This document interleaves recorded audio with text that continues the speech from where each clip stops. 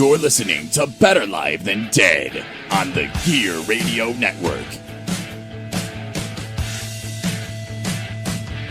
How's it going, everybody? Welcome to BLTD Extracast number 9. I'm your host, Ryan Wolfe, joined by a new co-host today. Friend of mine, someone I haven't seen in, I would say, probably five, almost 6 years at this point. A new writer over at BLTDsports.com, Mr. Sam Rodriguez. How you doing today, my friend? I am doing wonderful, Ryan. Thanks for having me on today. I'm glad to be here, glad to be part of the team. I'm glad to be at your place because, I don't have a place in Buffalo yet. I have no place to podcast in Buffalo. So I just show up at my friends' houses, and I'm like, hey, you want to talk into a microphone for a while? They're down for it. So we're here today. Like I said, we're going to talk about the Bills, the Burls, I almost said. We're going to talk about the Buffalo Bills, Buffalo Sabres, and anything else that you feel like talking about, Sam, because I am a guest of your home today. I am of service to you. So I will speak about whatever you'd like to speak about. It doesn't matter to me. Real quick off the bat, first off, you can follow me, Ryan, on Twitter at WolfBLTD. You can follow Sam, I believe it's at SAMMYR0D, Sammyrod. I had to look at your computer. I remembered it, but I wanted to make sure. It's a capital S, but it doesn't matter. You can, either way, you'll get to him. Follow us at BLTDsports.com. Check us, or you can go to BLTDsports.com. Follow us at BLTDsports on Twitter. Looking at Twitter right now, speaking of Twitter, big news, Buffalo Sabres forward Ryan O'Reilly is headed to the All-Star game, something that is well-deserved. And sorry, Sam, I'm just going to help myself to your computer here really quick. The statistics here, Jordan LeBarber, the beat writer for the Buffalo Sabres, buffalosabres.com. Quick rundown on the All-Star O'Reilly. This is an exact quote from him. Leads a team with points, 34, 16 goals, 18 assists. Leads NHL forwards an average time of ice, 21 minutes, 56 seconds. And he leads the NHL in face-off wins, 581. Pretty damn good hockey player, I have to say, for the Buffalo Sabres. Yeah, you really couldn't ask anything more of your, at least for now, number one center. He's been all over the ice. What can you say bad about him? You really can't find anything wrong with his game. I mean, I have a growing man crush on Ryan O'Reilly. It's hard not to. You see the way the guy plays the game, and you see how he just has the complete game. I mean, off the ice, he's had his issues with, obviously, we have with the drunk driving arrest, which still needs to be addressed, in my opinion, in my very strong opinion on that one. You need to let the legal system run its course, but then after that, own up to your mistake, because this man is the next captain of the Buffalo Sabres. We've said it time and time again, not with you on the air, but with Brayton on the air and with other people on the air. There's no doubt about it. Even the Sabres are hinting at it. I don't know if you saw the most recent Beyond Blue and Gold with Brian Giunta. I missed it, unfortunately. So let me put it in a nutshell for you. It was talking about how Brian Giunta is a good captain, how he's really leading these kids through the tough times. And he's like, well, someday, when I leave the game, someone's going to have to take over for me. And then on the screen pops up Ryan O'Reilly. And then I'm like, can we make it a little less obvious that Ryan O'Reilly's the captain of this team? But, stuff like that. But we all know Ryan O'Reilly's the next captain. But like I said, off the ice, get your stuff figured out, own up to it, become, someone who speaks out against drunk driving, stuff like that. Don't brush it under the rug like some other professional athletes who have had problems like that in the past. But on the ice, like you said, Sam, you can't ask for more. I mean, he's fantastic. He's done a phenomenal job. He can play with anybody. I mean, he gets to play with the best players because he makes players around him that much better. Like when he plays with Kane and Reinhart. Just look at how Samson has grown over the last few months. It's really quite incredible. The passes he's made, the vision and the way O'Reilly finds space around for Reinhart to make a pass, and where Kane can come in on the backside.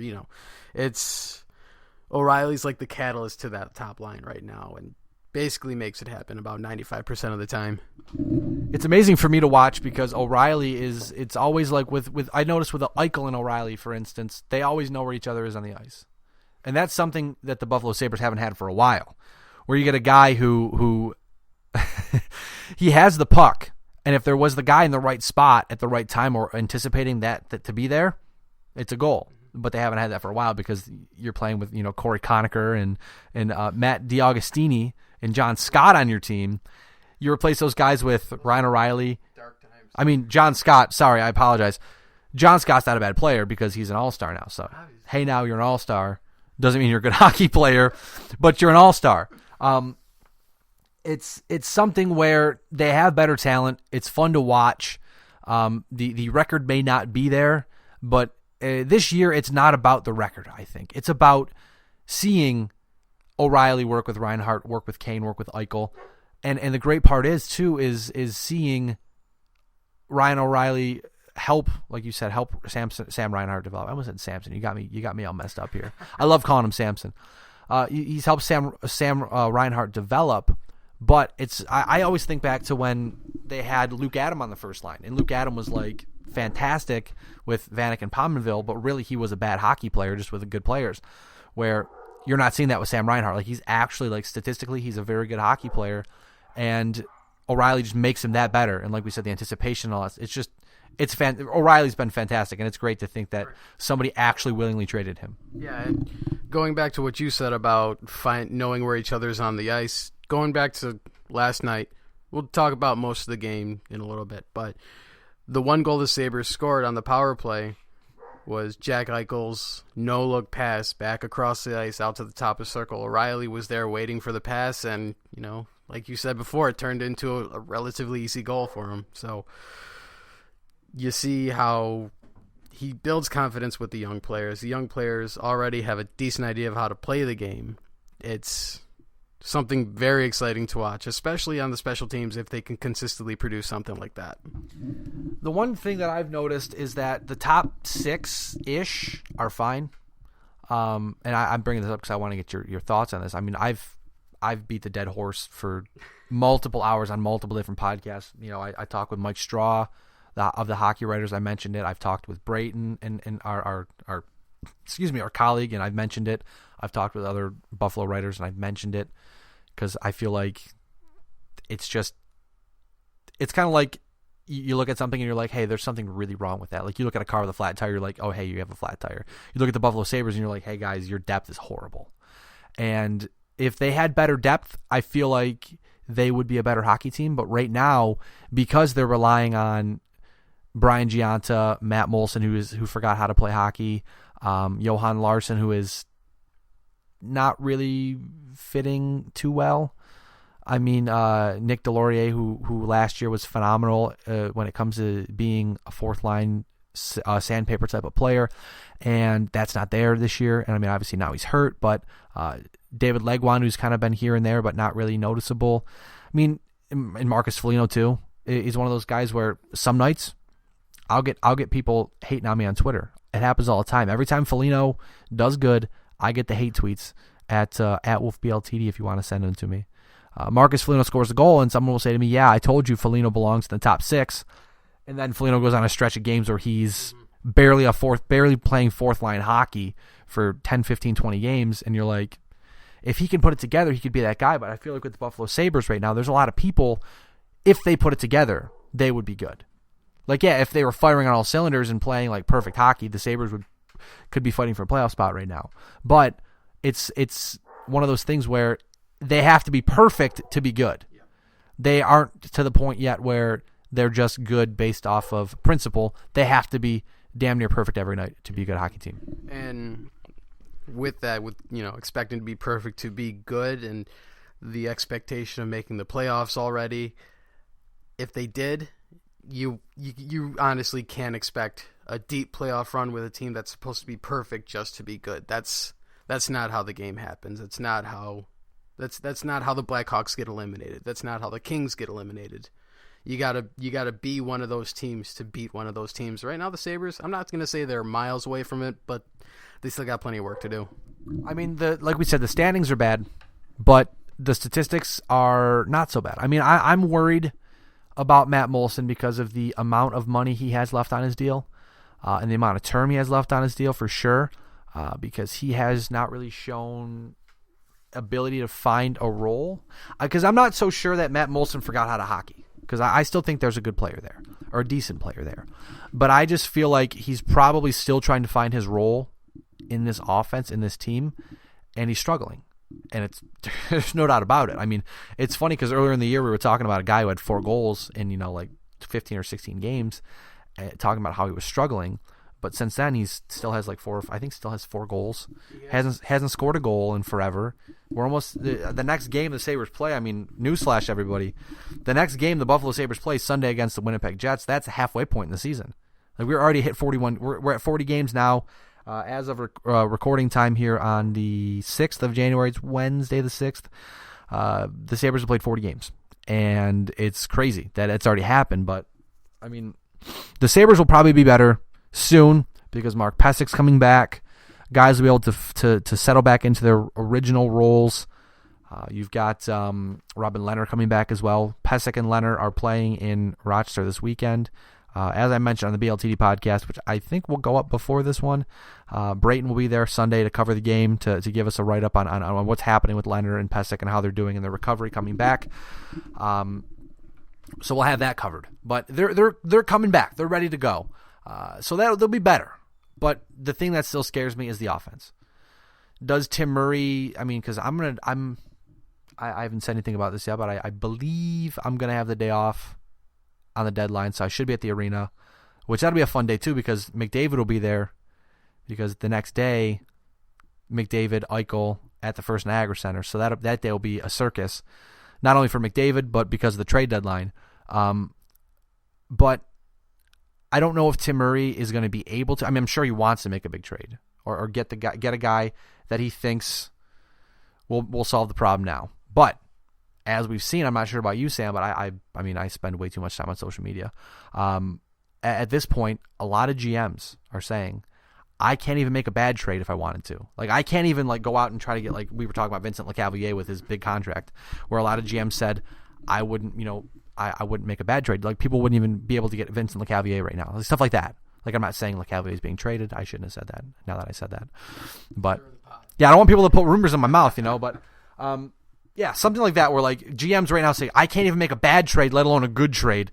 So I hope, I mean, it'll probably open up. It's like we said, it's the first week of January. There's 7.5 weeks left until the deadline, something like that. So, yes. Yeah, I can't math very well. That's why I didn't do so well in college. Math was never my strong suit either. I actually, for those out there who care, I actually got a 69. No joke, 69 in my math class in college. That's why I didn't get 3 credits. The only time I've been mad about that is because I didn't get my 3 credits. But yeah, I just, it's something that's we're getting along there. We're seeing what this team can do, and I'm still nervous, very nervous about what's going to happen. And I don't think anything can happen. It may have to wait till the offseason, but it's again one of those years where we say, hey, you know what?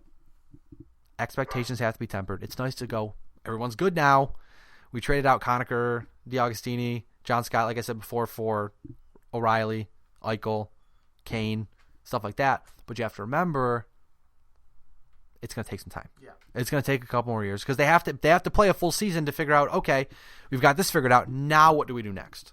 Yeah, if there's an organization that knows it'll take a few years to get good, it's probably the Buffalo Bills too. It's, but let's see, where were we talking? We were.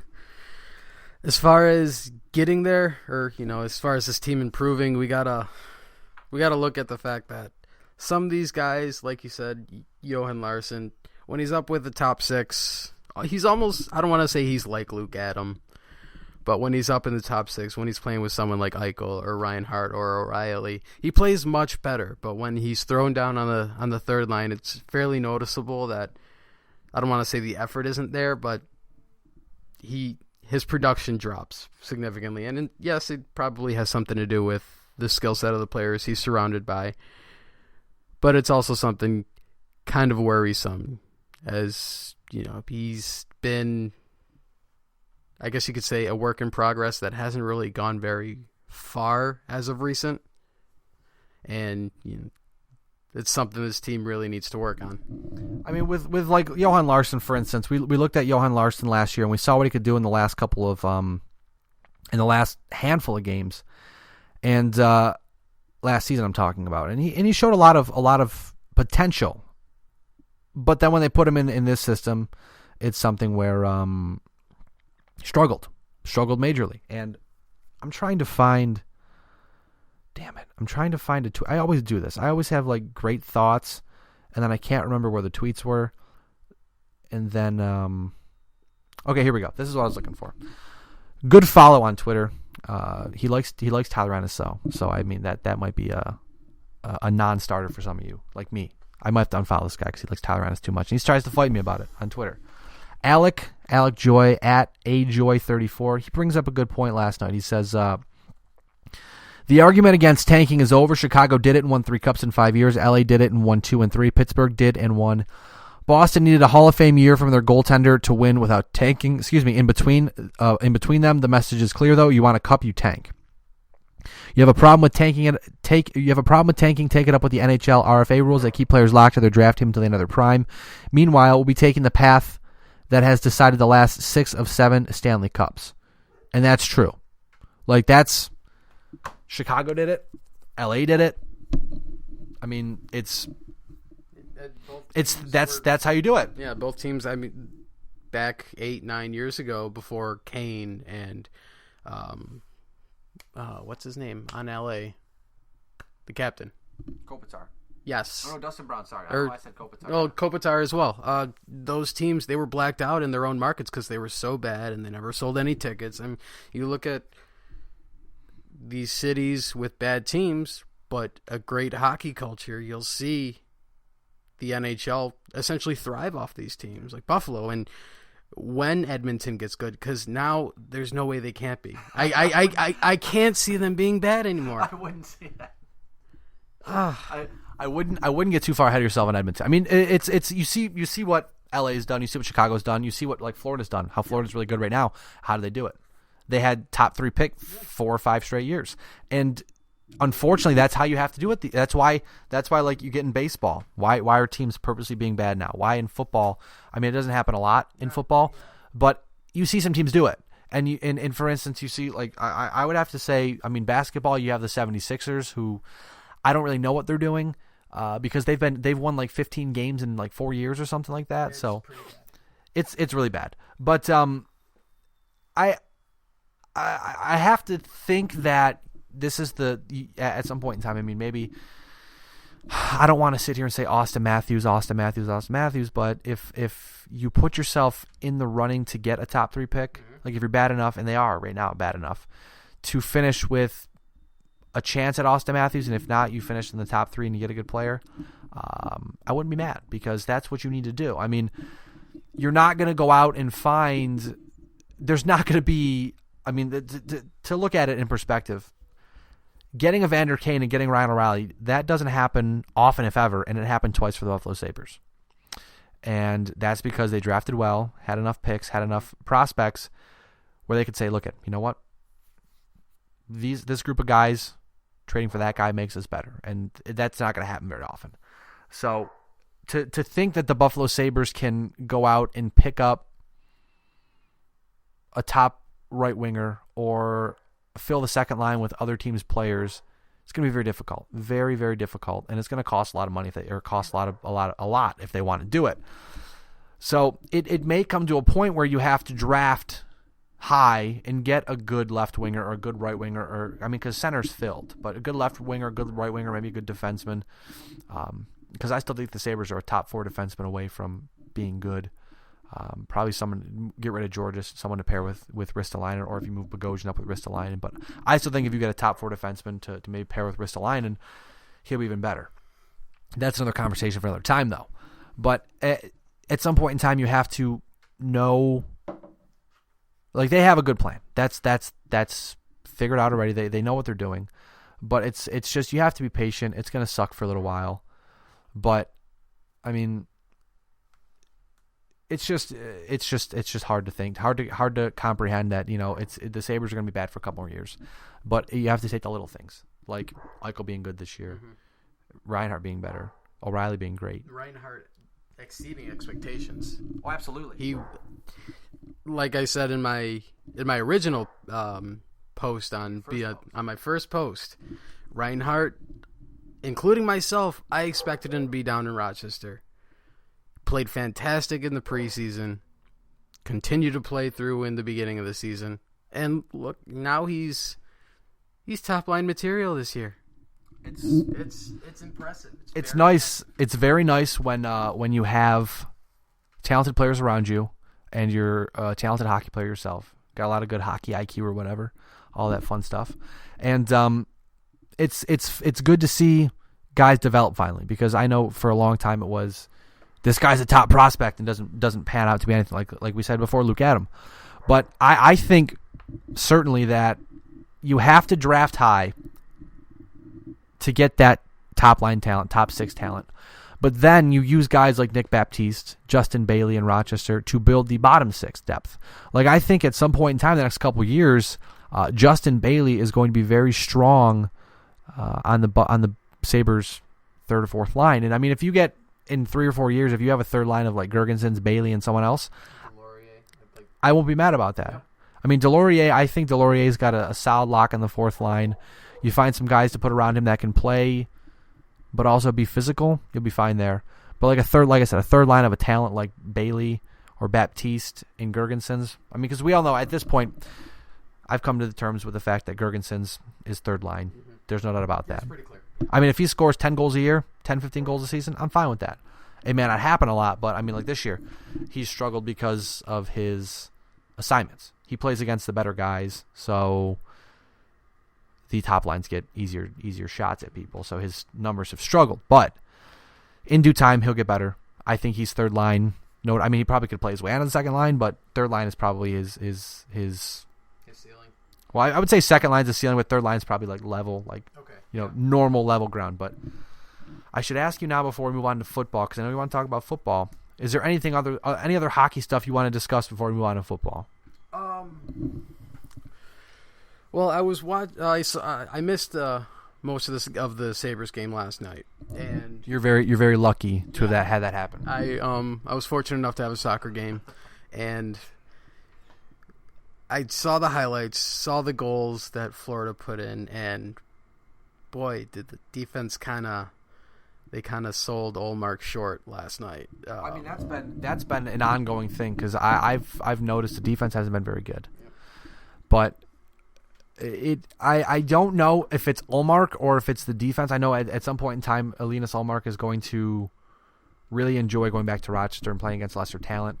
I mean, that's the cool thing about Ullmark, too, not to go off your point, but off topic here real quick. But Ullmark seems to be the type of guy where he knows now what he has to do to be successful in the National Hockey League. If he goes to Rochester and builds off of that, he could be challenging for the job in a couple of years. Because, I mean, it's still going to be Ullmark's. It's going to be Leonard's team. Leonard's going to get the shot, and we'll see where it goes from there. But it's kind of hard, because I don't want to sit there and trash the Sabres for playing bad against a really good team. I mean, even if Florida turns out to be not so good, they've won 9 straight games. I mean, they're the hottest team in hockey right now. So, it's who would have thought anyone would have ever said that? Not me, but like I said, they're getting the good scoring from all lines. Great goaltending from Roberto Luongo. They've got all the young talent in the world that they need with Barkov and Huberdeau, Barkov. There you go. Thank you. I forget all the rest of their names. Brandon Peary, the guy who won the Cy Young Award last year in hockey.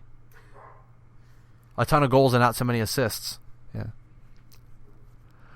But yeah, I think too much about hockey. I think I'm so obsessed with rebuilding and how it's going to work out and who's going to be the guy and who's going to do what, and it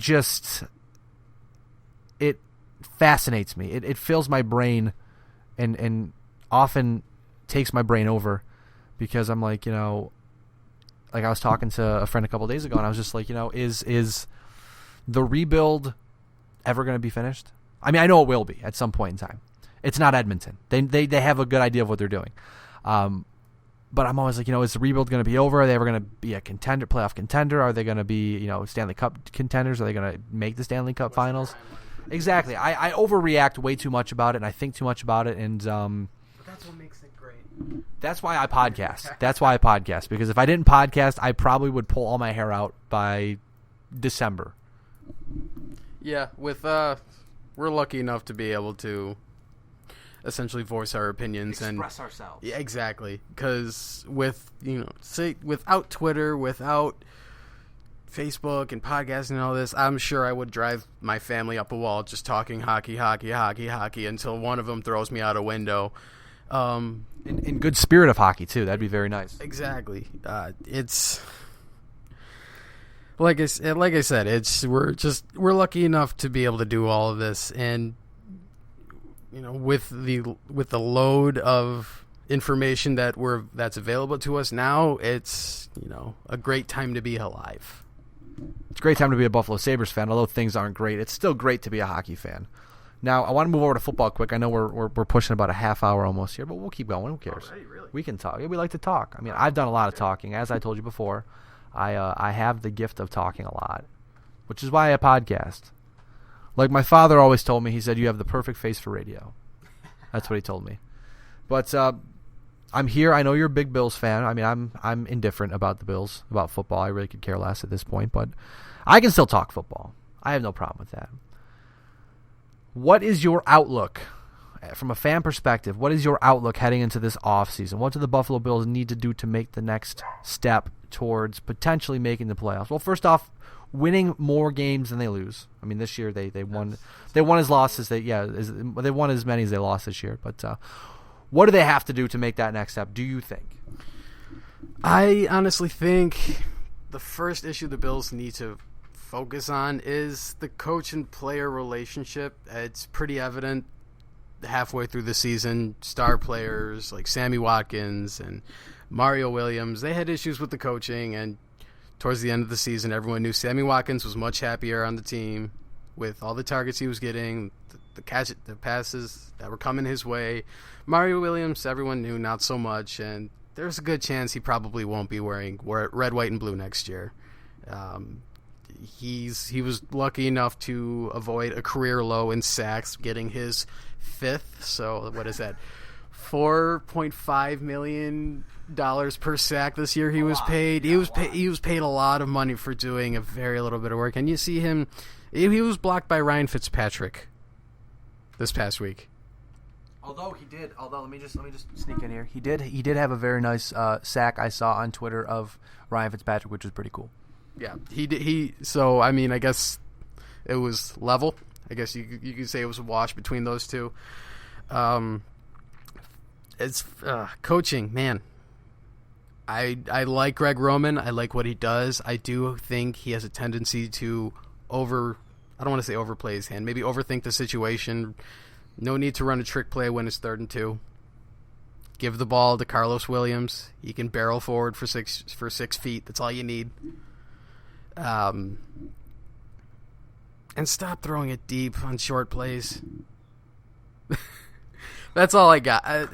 Well, here. Let me try to get you back on track here, because I can see the look in your eyes. I can see the smoke coming out your ears. I got you, man. It's very frustrating because, like I said, I haven't watched football in like 12 weeks. I just got to the point. Lucky soul. I just got to a point where I was like, you know what? Like, I wasn't watching games on the weekend, and I'm like, you know what? I'm not coming back until they're in the playoffs. And I don't call me a bandwagon fan. I was a Bills fan for 15 long years, and it got to the point where I just could not stand wasting a Sunday watching football. I mean, first off, because it's football and it's terrible. Just judging off the stuff you read about all the brain injuries and reading more into it, it's very scary stuff. I actually, for the first time, and I'll show you this right now while we're talking, I finally, for the first time, saw what CTE looks like in the brain.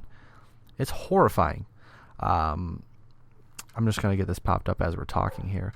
But what we talked about on the BLTD podcast 74, which it should be up sometime soon. It's probably already up as you're listening to this, so you check it out, please.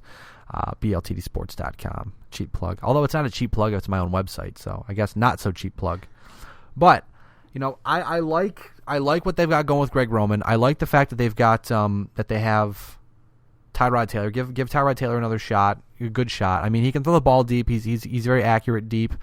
I'm glad Sammy Watkins spoke up and said something about not being happy, because once they realized he wasn't happy, he was getting the ball and he was making a big difference. And that may be I'm kind of torn, because I know they did a very bad job with they did a very, very, very bad job trying to make, I don't know why this won't load, trying to fit square pegs in round hole, which is exactly what I said in the other podcast too.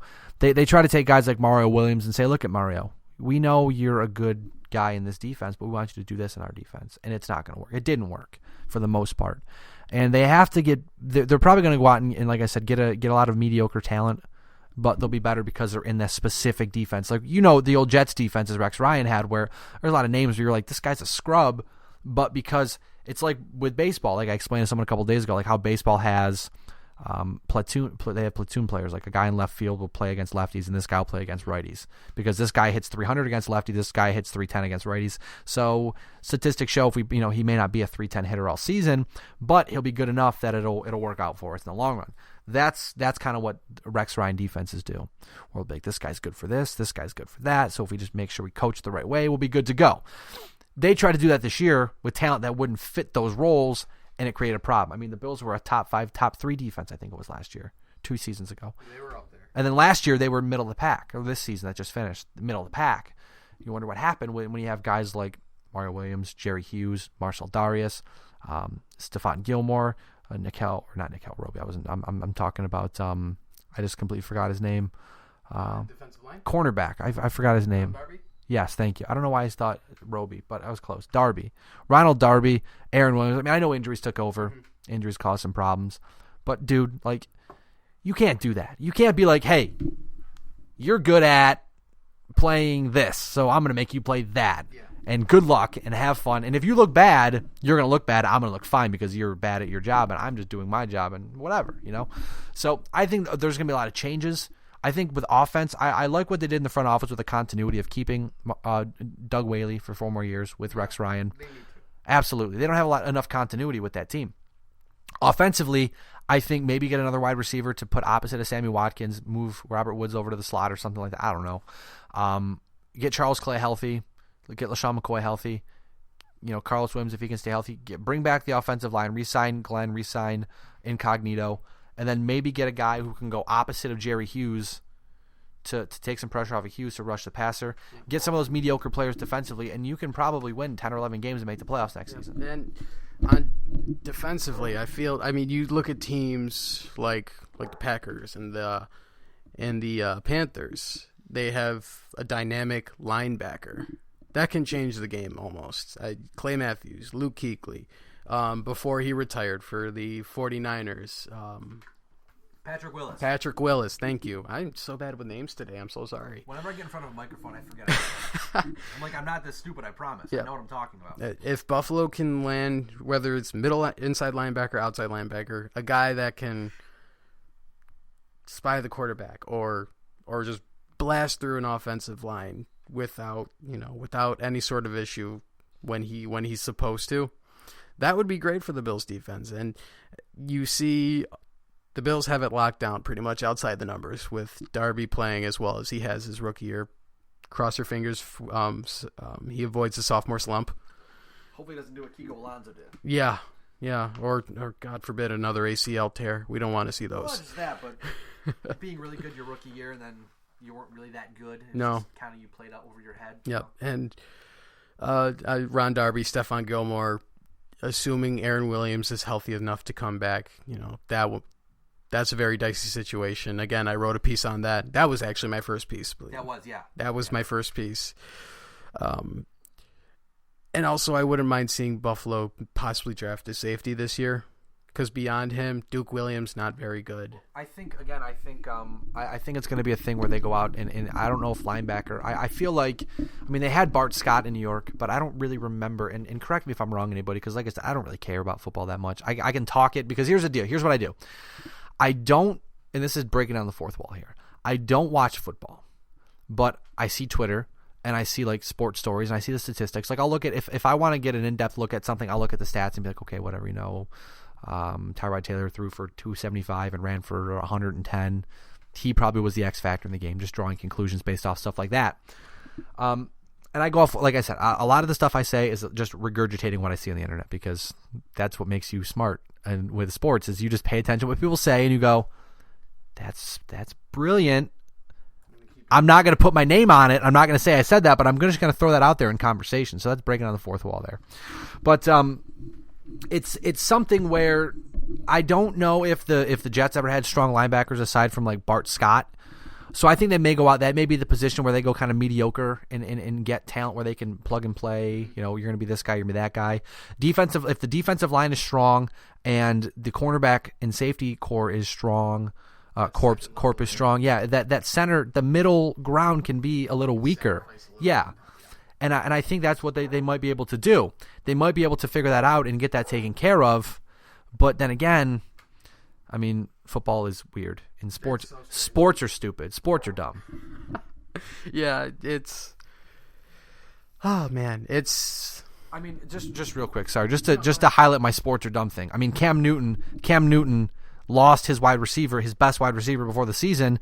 Everybody said the Panthers were done. They have guys who caught 3 passes career before the season, and they finished 15-1. So sports are dumb. Yeah, I mean, and this probably has to do with the coaching. Look at the Patriots. You see all these injuries come up. Gronk, Edelman, all the big names, and they get production from guys straight off the practice squad.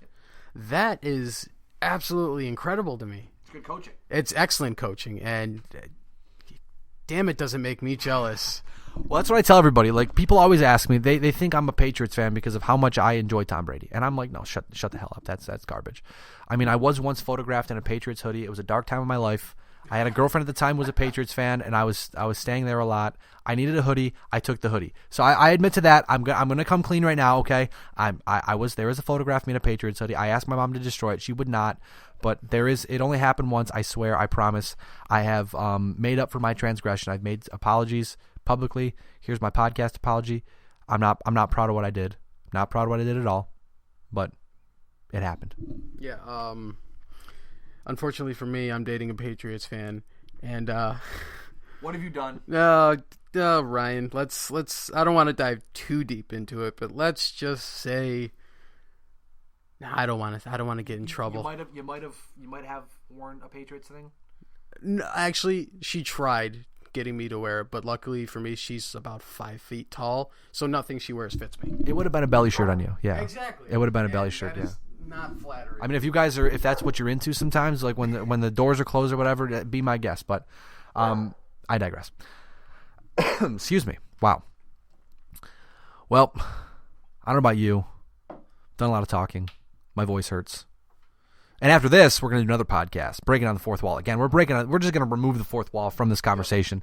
I think we're going to talk to Matthew Collar from WGR. So if that does end up going up on the internet, you can just be laughing at us right now for how stupid we are. We're going to try to talk to Matthew Collar about the Bills and about the Sabres. So we're just going to pretty much have this conversation with Matthew Collar, but we're going to ask him the smart questions and fun stuff, and we're going to cause problems because that's what we do. But chaotic neutrals. We're the chaotic neutral. Yeah, you use the big words because you graduated college. I did not, so I only know kind of smart words. Barely. My GPA was not impressive. When I left college, my GPA was 1.99, and I left because they were like, "You're gonna have to pay," and I was like, "I don't want to." So bye. Smart decision. But again, for the first time in 5 years, Sammy Rod at Sammy Rod on the tweet bots, the R0D, Sam Rodriguez in front of a microphone. We got him back, people. We got him back in front of a microphone. We got him back on the podcast, into the podcast world, because we were on radio before for WBSU in Brockport, 89.1 The Point. I kind of had a deja vu moment there for a second. Yeah, it was really weird. I don't want to ever do that again. Not the radio. I don't ever want to have weird deja vu. But back on the air. I'm sure we'll do this again sometime soon. We'll have great time. I had a fantastic time. Thanks for having me. Well, I appreciate you, man. Again, he is at Sammy Rod, SAMMYR0D. I am at Wolf BLTD on the tweet bots. You can follow us at BLTD Sports. Check out www.com. That's not right. www.bltdsports.com. Facebook.com/BLTD podcast. Again, Sam, thank you for joining me today. Thank you for having me as well. Hey, I'm more than happy to be to host. I guess you could say, to host the podcast. I appreciate that. It's very nice. Very nice. But, ladies and gentlemen, thank you for tuning in. This has been BLTD Extracast number 9. Appreciate you tuning in. You guys are excellent. Have a wonderful day. Thanks for tuning in, and we will see you again sometime very soon.